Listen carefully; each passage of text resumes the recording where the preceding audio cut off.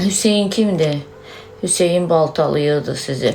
Deyirəm axı baş bir yanda, leş bir yanda. Yığanmıram özümü. Dedim kimsə baltalayıb məni, hərəsini də bir tərəfə tullayıb. Hüseyin kimdir? O kimdir sizə Allah?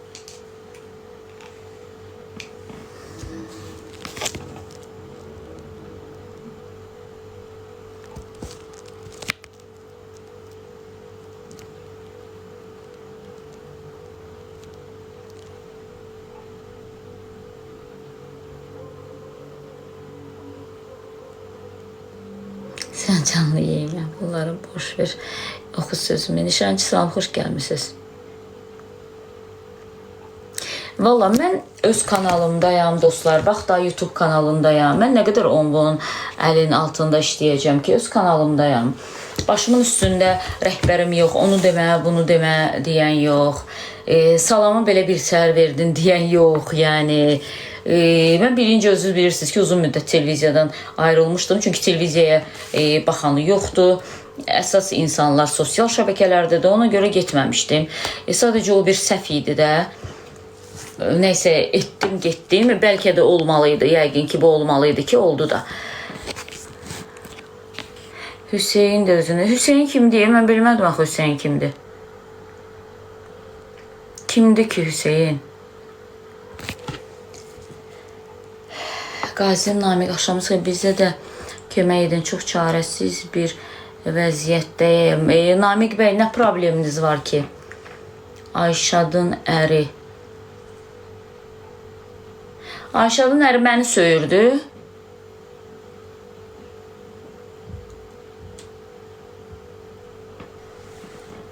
Hay Allah. Neyse dostlar. Sakin ol. Sakin ol Zeynep, sakin ol. Sakin ol. Sen benim üzümlü kekim, lay lay lay lay lay lay lay lay. Kek de dile gelermiş, kek de danışarmış. Benim üzümlü kekim, oh sorry.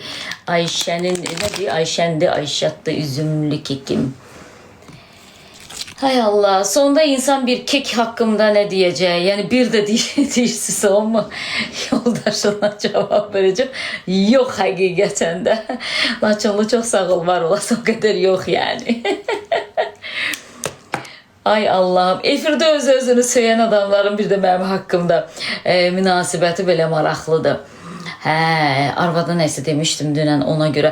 Bəs axşamacan özü ən azı 3 saat efirdə arvadını o özünə də çevirir, təhqir eləyir, tənqid eləyir. Bu üzünə də çevirir, təhqir eləyir. Bugün yenə sosial şəbəkədə çıxmışdı qarşıma. Belə gəlirdi, qız deyirdi ki, sən yaman gündəsən, sən filan. O da ki, belə oturub belə ona baxır. Sonra bir açıqlı qadın göstərdilər. Dedi, açıqlı qadın deyir ki, gəməklə bir yerdə olaq, nə inirsən bunu uzadı. Arada da belə əlini uzadırdı Xoşqədəm xanım ki, yəni güya da az bəsdir məsələsi filan. Belə heç nə, Allah kömək olsun, Allah bol şəfa versin. Çox çətindir, gerçəkdən də çox çətindir. Bir Hüseyin danışmamışdı haqqımda, o da danışdı, yəni vəssalam. Tamamlandıq. Allah'ım sənə qurban olum ya Rəbbim. Kimin üzünə dayanıbsa bu dünya hələ də bilmirəm. Neyse dostlar, qoyun heç olmasa pəncərəni açım ha, Allah. Öldüm sizə.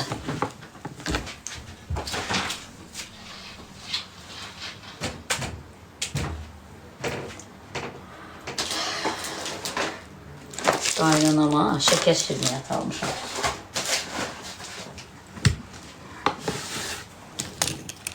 Onu niye gösterdim bilmədim. O gün Nazilə səfərli, deməli bir dənə paylaşım edib, dünən qabağıma çıxıb. Göyərti zat belə kəsir yığır torbaya, anası gilə gedir. Cincilim də o da səhv eləmirəmsə yığdığı, səhv eləmirəmsə cincilim idi, yoxsa yox başqa göyərti idi. Neyse o qədər də gözəldi ki, neyse yığır torbaya, deyir ki, anam gilə gedirəm, bunları yığıram, sonra deyir ki, mən ümumiyyətlə başa düşmürəm ki, sən niyə hesabat verirəm, indi onu oxşadılıb, qaynanama almışam, mən nə olsun ki? Hərdən könlünü alıram, düzüm, yaxşı gəlin kimi göstərir. Ay Allah.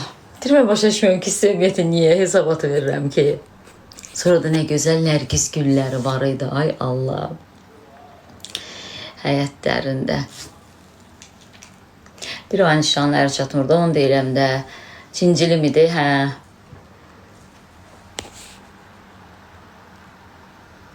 Seyid xanım, sizin sözünüzün qədər var biraz. Valla TikTok'la bağlı da addımlar atırdı. Azərbaycan hüquq mühafizə orqanları görün neçə nəfəri artıq cəzalandırıblar. Nə bilim, bir neçə sutka birinə, bir neçə sutka birinə.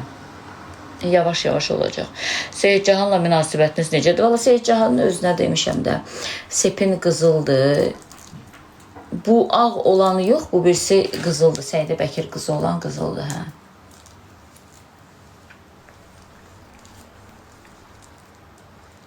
Hə, şəkərli adamlar üçün var Zayqı xanım. Cürbəcür. Özü baha olur onların şirniyyatları. Düzdür, bu elə baha deyil idi bu aldıqlarım. 2 manat neçəyə, 2 manat neçəyə idi, elə baha deyil idi. Amma yəni baha, məsəl üçün onların şokoladlar filan var ki, 6 manata var, 10 manata var, 15 manata var. Var onlar üçün. Sən mənə cavab ver. Rəvan bəy, Allah ona da bol şəfa versin. Niyə çıxart? Yox, Ömər xanım, onsuz da çıxardacağım. Mən evə gələn kimi bütün çıxardıram sepi sırqanı, görürsünüz, heç nə yoxdur. Çıxardıram dərhal. Elə biləm ki, artıq evdə boğur o məni ona görə, amma bu qalır. İmkan olsa oxuyun. Görəndə oxuyuram valla.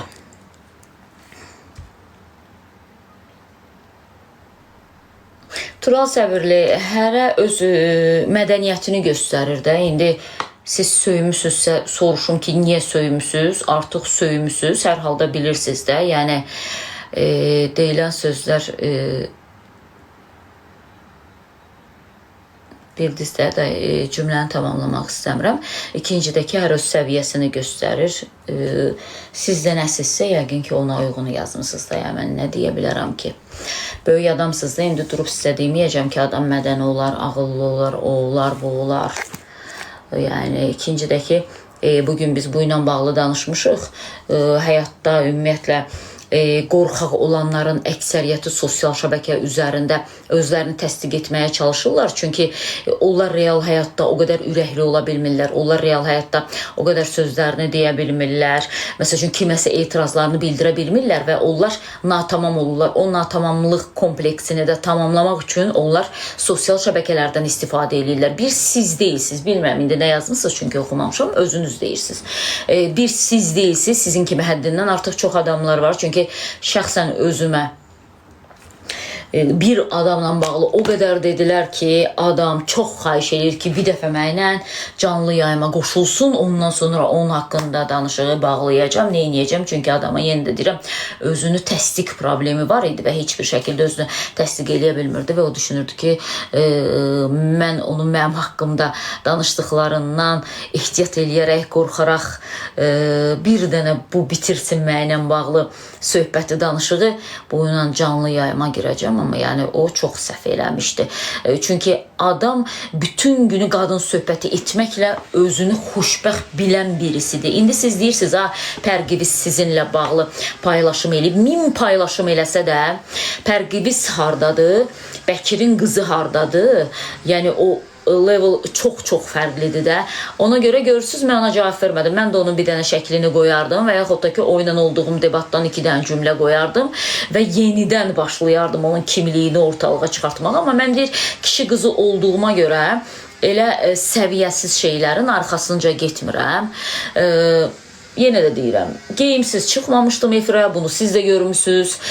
Paltar gəlibsə, səhər saat 6-da mən paltarı geyinirəm ki, nisbətən nəzikdir. Efirə də geyimsiz çıxmaq komfortum yoxdur, yəni. Yəni, heç o mədəniyyətim də yoxdur. O koftanı geyinmişəm. İndiyə qədər hələ heç kim deməyib ki, ay Allah, bu qədər filan. Özünüz də görürsünüz orada mən. Üzüm zadım şiş və ondan sonra da o bildiyiniz 250 təzyiq zad 2-3 gün sonra. Yəni ki, yenə də deyirəm də, kişi olmaq başqa şeydir də. Kişi olmaq bir qadının şəklini qoyub onu alçatmaq uğrunda çalışmaqdırsa, artıq kişilik dərəcəvi göstərirsən ona. Xoşbəxtsənsə, Səidənin geyimini göstərməklə xoşbəxt ol. Zaten siz qadın mövzuları ilə xoşbəxt olursunuz. Qoşa qarıyasınız, necə deyirlər. Allah sizi xoşbəxt eləsin. Bir yastıqda qarıyın, qocalın. Nə bilim, nə ilə xoşbəxt olursunuzsa Allah sizi xoşbəxt eləsin. Yəni, hələ ələ düşməz kişilər də yeri gəlmişkən mən də bunları deyim. Amma yenə də deyirəm də, yəni belə baxıram, deyirəm, Allahım, biz nə gündəyik də, yəni gerçəkdən bizə nə olub, bizə bu nətər oldu, bunların hormonları enib, qadınların hormonları qalxıb, nətər oldu, qadınla kişi hormonunun yeri dəyişir. Necə olacaq bundan sonra? Ay bacı, bu tərəfə çəkil deyəcək ki, mən bacı deyiləm ki, kişiyəm. Deyəsən, saç, sırqa, qaşlar alınıb, gəlib durub burada zatda. Bu nətərdir, belə sallaş-mallaş geyimlər zatlar. O da deyəcək ki, mən belə, siz necə bir gün ayıldım yuxudan, gördüm ki, yəni belə daha xoşuma gəlir. Oyan buyan. Yəni ona görə bir də deyirəm, artıq heç nəyə təəccüblənmirəm. Belə də ki, o verilişin videolarını özüm paylaşmışam, orada heç nə yoxdur, açıq saçıq, amma yenə də hərə özünə xas paylaşımlar eləyir. Onun da xoşuna gəlib bir qadının paylaşımını eləmək ki, baxın, bu qadın deyir ki, efirə çıxanda sizin iç geyiminiz görsənir. Bir damcıda bununki də hiss olunur. Efirə çıxıb xəbər aparmaq və yaxud da ki, veriliş aparmaq aparıcı olmaq deyil. Əgər sən televiziyanı hiss eləmirsənsə, yəni o mümkün deyil. İkincə ki, yenə də deyirəm də, vallahi artıq heç nədən şoka düşmürəm. Yazdığı materialı düzəltdiyim adamlar dünən yox, sırağa gün çıxıb qarşıma. Dünən daha doğrusu. Çıxıb qarşıma Baku TV-li bir nəfər var idi. İndi ATV-də işləyir, adını çəkməyəcəm, reklam olmasın deyə, aparıcıdır. Deməli, Baku TV-də onun materiallarını mən düzəldirdim redaktor kimi. O da müxbir kimi işləyirdi. Çəkişə gedirdi, gəlirdi, materiallarını düzəldirdim. O gün görürəm ki, bir ağıllı mənlə bağlı bir paylaşıma şərh bildirib. Həmin gün səhər də, deməli dostlar, qaynanım açıb, bizdə ümumiyyətlə həmişə ATV kanalı açıq olur da ki, Zaura baxır ona görə. Zaur bitəndə indi deyəsən vaxt dəyişib, çevirir Lalənin proqramına. Demək ki, ATV kanalında həmin aparıcı veriliş aparır. Qızım dedi ki, bu kimdir mama? Dedim ki, filanı kəsdi. Dedi ki, hə, nə bilim, belə də. Dedim ki, çox yaxşı qızdır, elə eləmə. Mən onunla bir yerdə işləmişəm. Dedi, ay mama, sən də elə hamıya yaxşı deyirsən. Dedim, yox, həqiqətən də bu çox yaxşı qızdır. Çox dedim, belə özünə hörmət eləyən xanımdır filandır. Mamam əfsanə də qayıtdı ki, ay mama, sən də sadəlövsən, çox sadəlövsən. Deyir, nə olar, insanların üzünə baxanda onları tanı da axır ki, dedi, nə sadəlövdür, nə də bir şeydir. Adama baxan kimi, dedi, o qədər pislik yağır ki, üzündən də. Dedim, yox da qızım, mən tanıyıram, mən onunla bir ilə yaxın bir yerdə işləmişəm. Deməli, üstündən hardasa 8-9 saat keçir. Facebookda paylaşım eləyirəm. Ondan sonra belə edirəm ki, qoy gün Facebookda nə var? Görürəm ki, İntirazda bir ara səhər proqramı aparırdım. İntirazda orada işləyən bir hicablı xanım var idi. Bizim verilişdə redaktor idi ki, amma əslində heç nə eləmirdi. Çünki biz iki aparıcı idik, ikimiz də danışmağı bilən adam. Redaktora nə ehtiyacı var ki? Bizim prosta orada nə sujet olacaqdırsa belə onu qeyd eləyirdi. Neysə, bir ara hicabını açdı. Hicabını açandan sonra mənə yığdı ki, Səidə xan, bəs nə bilim, başımı ağrıtdı, buralarımı sıxdı. Aparıcı dedi, aç, mən də hicabımı açmışam, indi saçımla belə görsənim, necə görsənim. Dedim, heç nə, Allah köməyin olsun, qərar səndi, mən durub nə deyəcəm ki ona. Ondan sonra necə gözəl mövzulardan danışırsan, sən necə gözəl danışırsan, filan. Belə bir neçə dəfə mənə yazdı, bir neçə dəfə. Görürəm ki, o gün mənimlə bağlı paylaşım eləyib. Yazıb jurnalist dırnaq arasında. Skrin eləyib saxlamışam, belə oxuyuram, adını oxuyuram. Ramilə Qardaşxan qızı. Bu o Ramilədir, hicaba keçib hicabını açan. Açandan sonra mənə şəkil atan. Gör hicabı açıq, necə görsənim. Ondan sonra mənə necə, sən çox gözəl jurnalistsən, Səidə xanım, sən öz yerini tutdun filan, sən layiq olduğun yerdəsən, necə gözəl şərhlər verirsən, zat danışan adam birdən-birə mənimlə bağlı dırnaq arasında jurnalist sözünü yazır. Belə baxıram, deyirəm, bəlkə kimsə bunu işarələyib, baxıram ki, yox, özü paylaşıb. Neysə dostlar, belə oxudum. Girdim şəxsinə yazdım ki, sən mənə dırnaqarası jurnalist yazan. Dedim, valla, nəzir payla ki, mənə yazdığım mesajları silmişəm. Mən ümumiyyətlə mesaj saxlamışam. Facebook üzərində də çox silmişəm zamanında. Dedim, yoxsa o sözündən bu mesajlarımı tutuzdurardım sənin. Olmayan reytingivi də biraz sıfırlayardım. Dedim, hicabı açandan sonra deyəsən, olan abır-həyavı, azdan çoxdan yuya söz deyən olmusan da. Ümumiyyətlə, zərrə qədər ciddi bir şey yoxdur adamın indiyə qədər. Heç nə bir şey yoxdur da içəri çıxardacaq. Dedim, yəni sevin ki, o yazışmaları pozmuşam. Dedim, amma özümə hörmət elə. Bu nə? Mənə dırnaq arasında, mənə orada oxuyursan, bəyi tərifi deyirsən, necə gözəl danışırsan, necə ürəkli danışırsan, filan. Ulviraya oxşadı. Lap Ulvira da verilişindən əvvəl deyirdi ki, sənin dedikləri açığın deyim, risk eləyib deyə bilmərəm. Səhid sən necə risk eləyirsən? Valla mən risk eləyə bilmərəm, filan. Sonra da çıxıb orada ağıllı nəysə sual verdi. Nəysə sözüm onda deyil. Və altından həmin bu adam Baku TV-də materialını redaktə elədiyim qız səhər tezdən qızıma təriflədiyim aparıcı yazır. Bilirsiniz, bu xanım ümumiyyətlə çox istədi ki, filan şey eləsin. Bu xanım göyə ki, mənə tanımır adam.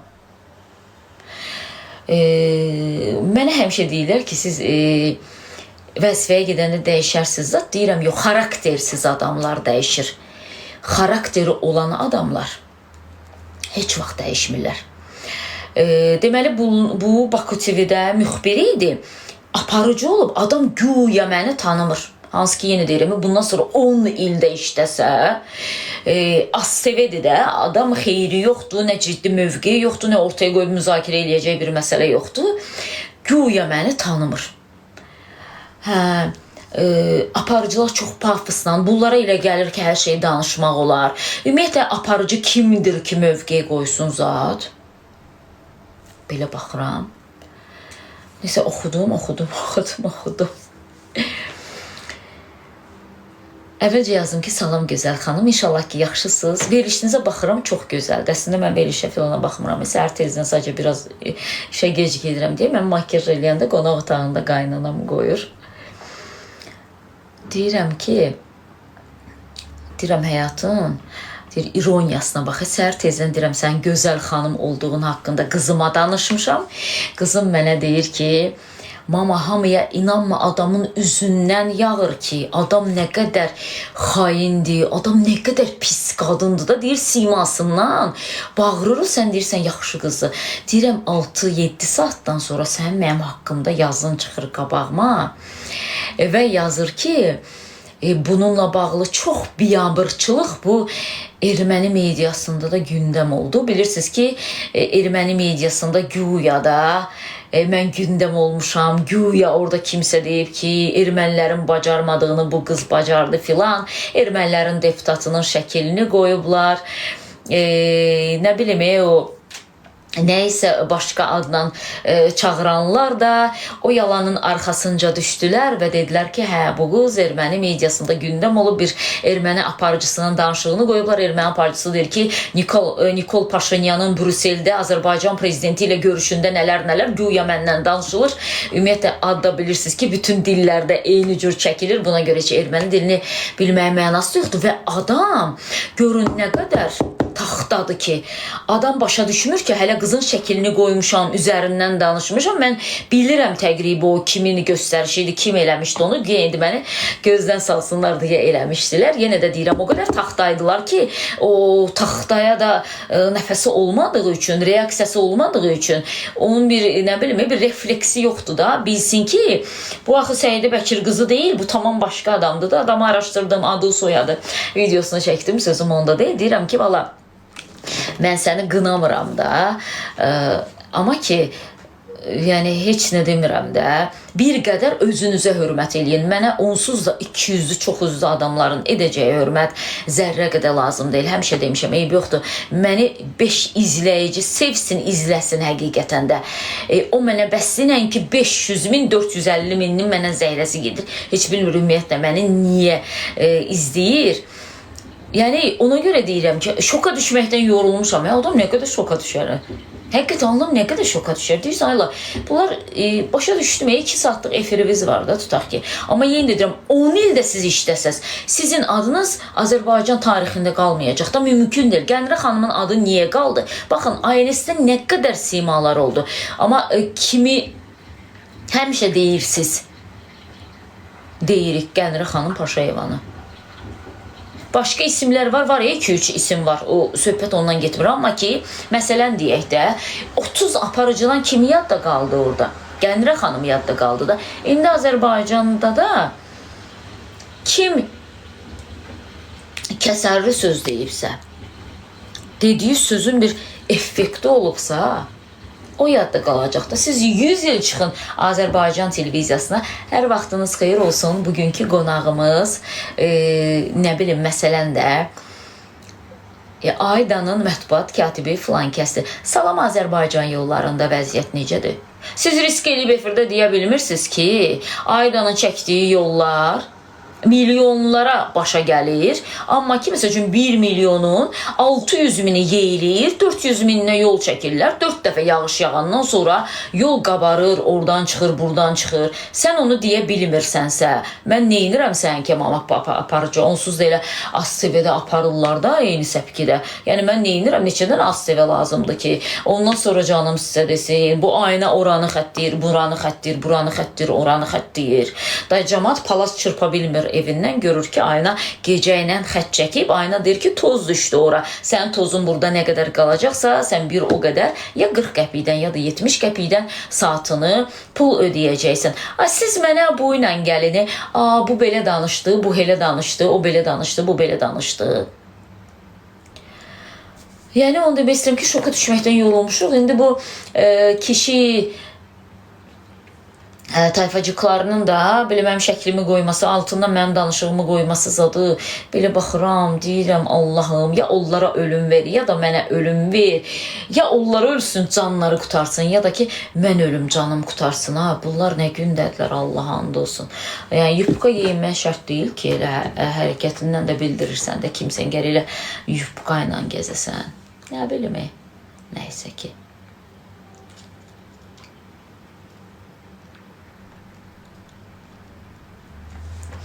İsmail'dan salamlar. Axı siz də hər mövzunu müzakirə eləmirəm Qumru xanım. Mən siz harda görmürsünüz ki, mən hər mövzunu müzakirə eləyim. Mən ciddi mövzuları müzakirə eləyirəm. Hansı ki, cəmiyyətə təsir göstərir, onu müzakirə eləyirəm. Hər mövzu dərkən, məsəl üçün, hər mövzu deyəndə nəyi nəzərdə tutursunuz ki?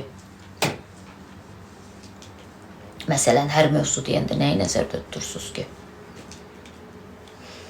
Ağdamdan salamlar, əleykümə salam İlqar və əleykümə salam, salam Gürcüstandan. Çimnaz nənənin qohumuyam, salamlar çoxdur, əleykümə salam. Təşəkkür Zakatala, sağ olun hər şey üçün. Səni yaşa, həyat bir imtihan, çox sağ olun. Salam, necəsiz Qalib bəy, deyirsin ki, mənizə ehtiyacım var. Xuruşovkada qalırsan. Sumqayıtda deyirsən, Xuruşovka yoxdur, axı bildiyim qədərilə. Can, çox sağ olun, Rasmin, çox sağ olun, can, var olasınız. Əmircan kəndisi sağ olun, Nefçalardan salamlar. Mamoçka, Xesko, necəsən Xesko? Kefini halın. Xesko, o gündən vaxt tapmadım, sənlə danışacaydın, o özürü say. Salam Peterdən, əleykümə salam, Qaradağdan salamlar. Xoş gördük Arzu xanım. Tərtərdən salamlar, əleykümə salam.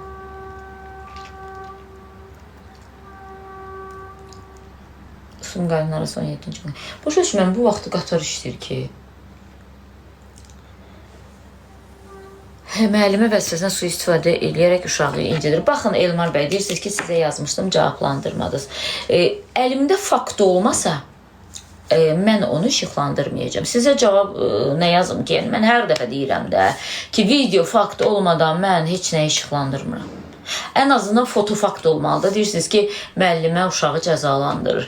Birinci, müəllimə cəzalandırmalıdır ki, haqsız yerə yox. Demirəm, dayı əlinə filanla dağ basın. Amma müəllimə uşağı tənbih eləməlidir ki, uşaq oxusun da. Mən həmişə müəlliməyə demişəm. Döymək lazımdırsa döy. Sözlə demək lazımdırsa sözlə demək. Heç vaxt müəllimlərə deməmişəm ki, mənim uşağıma əlbi vurma. Heç vaxt deməmişəm. Çünki bizim də vaxtımızda analarımız elə deyib. Müəllimələr o qədər əlimizə vurub ki, o qədər saçımızı yolublar ki, arxadan. Bəlkə yolmayıblar. Nə oldu? Adam olmamışıq biz. İndikilər elə bilsən ki, xurustaldır. Ay Allah, bunların uşaqlarına əl vurdum və salamışdım. Mən həmişə deyirəm müəllimlərə ki, vur gözünü də çıxart. Dərsi pozur, vur. Hətta belə qəribə gəlir ki, valideynlərə Səidə xanım, siz deyirəm, nədir o sözümüz, göydən zatdan gəlməyiblər ki. Uşaq necə tərbiyə alır? Valla indiki uşaqların əksəriyyəti sözlə tərbiyə almır. Biz deyirik, düzdür ki, döydükcə uşaqlar sırtılır filan filan. Amma ki, yenə də uşaqlar tərbiyə almır da sözlə. Yəni ona görə də müəllim döyəndə nə olur? Hə, gözünü çıxartmırsa, bir də deyirəm, ətini dağıqlamırsa, vursun da. Valla bizi də müəllimlərimiz vurublar, küncə də qoyublar. 45 dəqiqə olurdu ki, müəllim bir ayaq üstündə küncdə saxlayırdı. Bizim vaxtımızda uşaqlara olmayıb bəyən. İndikilər müəllimlə məzələnir məktəbdə. Müəllimə zada hörmət yoxdur. 90% uşaqlar belədir. Əyləncə üçün gedirlər məktəbə.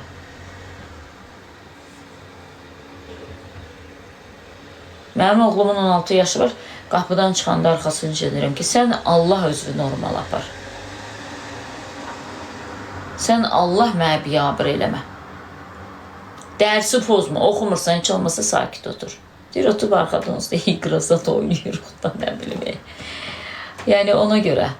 Sadəcə indikilər çox belə qəribədir indiki valideynlər. Ay, uşağımı vurdu, ay filan kes. Bizim vaxtımızda valla uşaq uşaqla dalaşırdı da. Oğlanlar bir-birlərinə padnoşka filan verirdilər. Bir də görürsən, bu buradan ora sərələndi elədi. İndi bir uşaq məktəbdən bir uşağa söz desin, vəssalam şüddama. O gün getmişəm mamam gilə, mamanın ad günündə alıb bütün anaların canını sağ eləsin. Getmişəm, görürəm ki, qardaşımın oğlu deyir ki, atamın adını qoymuşuq ona Bəkir. Bibi, qırmızı kart almışam. Deyirəm, bibin qurban, sən futbolda oynayırsan, qırmızı kart almışsan. Deyir ki, yox məktəbdə. Deyirəm, məktəbdə qırmızı kart nədir? Deyir ki, qırmızı kart. Deyirəm, məktəbdə qırmızı kart verirlər. Balam deyir ki, hə. Deyirəm, o nədir ki elə? Deyir, heç nə bir dəfə də versələr, mənə məktəbdən qovacaqlar. Deyirəm, nə inəyəcəklər?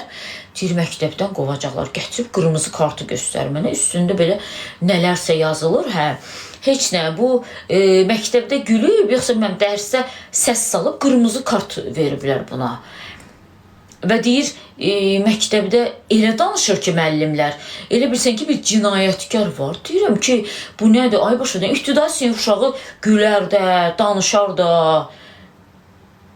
Bu nə deyim, məktəblərdə qırmızı kart, sarı kart, ikinci dəfə qırmızı kart aldın. Bunu qardaşım oğlu alıb deyə demirəm, onsuz da söhbət ondan getmir. Amma ki, məsəl üçün başqasının uşağı, bu nə deməkdir? Bu uşaqlıqla birinci məktəbdə güya ki, elə təhsil o qədər yüksək səviyyədədir ki, ay Allah, uşaq səs çıxartdı, xəbərdarlıq dalınca qırmızı kart. O məktəblərimiz bərbad vəziyyətdədir. Hamımız boğazımızdan kəsirik, uşaqları qoyuruq repetitor yanına.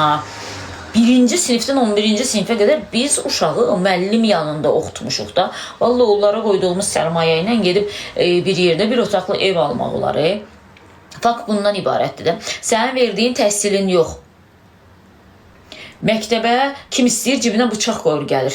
Kim istəyir dədəsinin ov tüfəngini gətirir məktəbə. Nə bilim, kim istəyir elektron siqaretlə gəlir məktəbə. Sən nə təhsil verirsən ki bugün, nə bilik verirsən ki məktəbə, qırmızı kart verirsən üzərində də. Yəni, bu nədir? Təzə çıxıb. Bu nədir? Cəzalandırıcı bir qurumdur, nədir? Bu nə deməkdir? Ümumiyyətlə, bu nə yanaşmadır? Bu nə tərbiyə metodudur? Nə bilim, belə maraqlı. Mənim uşaqlarımın dövründə qırmızı kart filan olmayıb deyə mən bilməmişim. Düzdür, oğlum indi 10-cu sinifdədir, amma mən bilməmişim ki, məktəblərdə qırmızı kart filan var. Yəni, siz müəllimlər də bəzən özlərinə əziyyət vermir. Hə, çətin uşaqdır, dəcəl uşaqdır, hə, çıxardırıq məktəbdən, keçirdirik başqa məktəbə və deyirlər, o ikinci qırmızı kart veriləndə başqa məktəb onu götürmür, səhv eləmirəmsə, elə bir şey deyirlər, səhv eləmirəmsə. Belə baxıram, deyirəm, bu nə təhsil sistemidir? Təhsili belə düzəldirlər. Nə bilim, valla. Valla, mən qırmızı kart görmüşəm orada, bilmirəm. Yox, mənim qardaşımın oğlu oxuyur. Özü riyaziyyatı da çox yaxşı oxuyur. Yəni həqiqətən savadlı uşaqdır, qəşəngdir, oxuyan uşaqdır. Amma ki, dəcəldir. Təsəvvür et ki, sən burada oturursun, bir də görürsən ki, başında nəysə gəzir, görürsən ki, çıxıb sənin başında belə eləyir. Ay bala, sən mənim başımda nə işin var? Adam dayanamıyor, hiperaktiv uşaqlar var. Daha yazıq gəldiyimiz 5 psixoloq yanına aparır. Psixoloq deyir ki, valla biz ondan daha xəstəyinən ki, o uşaqda. Bu uşaqda heç nə yoxdur da. Mənim oğlum da elə idi, hiperaktiv uşaq idi. Çıqlı 3 yaşında olanda qaça-qaça gəlirdi, belə fırlanırdı, divanın taxta yerindən düşürdü divana, çıxırdı üstündən qaçırdı, təzədən bir də belə aşırdı, videolar filanlar da var. Yəni,